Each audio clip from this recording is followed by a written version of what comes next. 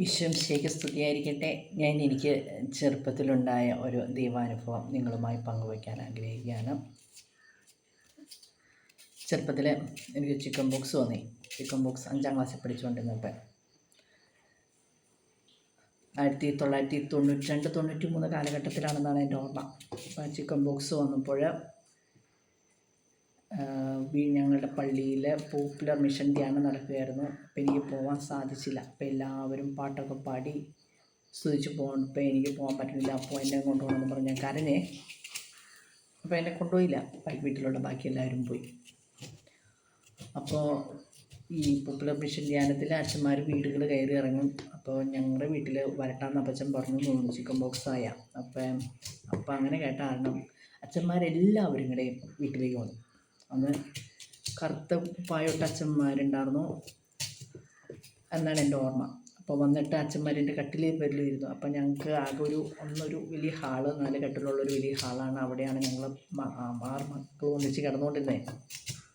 Double കോട്ടിൻ്റെ 4 കട്ടിലാണ്. അപ്പോൾ അതിൻ്റെ ഇടയ്ക്കൊക്കെ ഇച്ചിരി വിട പോലും.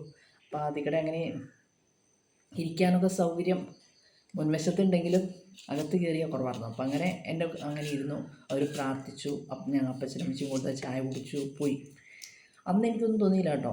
പിന്നീട് എപ്പോഴൊക്കെയോ ഈശോ അടുത്ത് വന്നതുപോലെ ഒരു അനുഭവം എനിക്കിങ്ങനെ ഓർക്കുമ്പോഴേ, അന്ന് ചിക്കൻ ബോക്സ് വന്ന ആ വീട്ടിലുള്ളവരടുത്ത വീട്ടിൽ പോലും കയറ്റില്ല.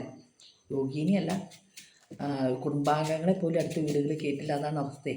അപ്പം അടുത്ത വീട്ടിൽ കയറ്റില്ല, നമ്മുടെ വീട്ടിലേക്ക് ആരും വരില്ല, അങ്ങനെയൊക്കെയായിരുന്നു. അപ്പോൾ ആ സമയത്ത് ഇങ്ങനെ എനിക്ക് പിന്നെ ഞാനിങ്ങനെ ഓർക്കുമ്പോഴത്തേ ഈശോയെ ചിക്കൻ ബോക്സ് പിടിച്ചു വന്ന് കിടന്നപ്പോൾ അച്ഛന്മാരെൻ്റെ അടുത്ത് വന്നു. അപ്പോൾ ഈശോ വന്ന പോലെ ഈശോയും ദൈവദൂതന്മാരും കൂടെ എന്നെ കാണാൻ വന്ന പോലെ ഒരു അനുഭവം പിന്നെ ഓർക്കും എൻ്റെ മനസ്സിലേക്ക് ഇങ്ങനെ വരിക. അപ്പോൾ അതിങ്ങനെ ഓർക്കുമ്പോൾ എനിക്ക് ഭയങ്കര സന്തോഷമാണ്. ഞാൻ രോഗിയായിരുന്നു, ഈശോ എന്നെ കാണാൻ വന്നു, ഈശോ എൻ്റെ അടുത്തിരുന്നു, അങ്ങനെയൊക്കെ ഒരു തോന്നൽ പിന്നെ എപ്പോഴും. അപ്പോൾ ഈശോ എന്നെ ഒത്തിരി സ്നേഹിക്കുന്നു എന്നൊരു തോന്നൽ അതിലൂടെ എനിക്കുണ്ടായിട്ടോ.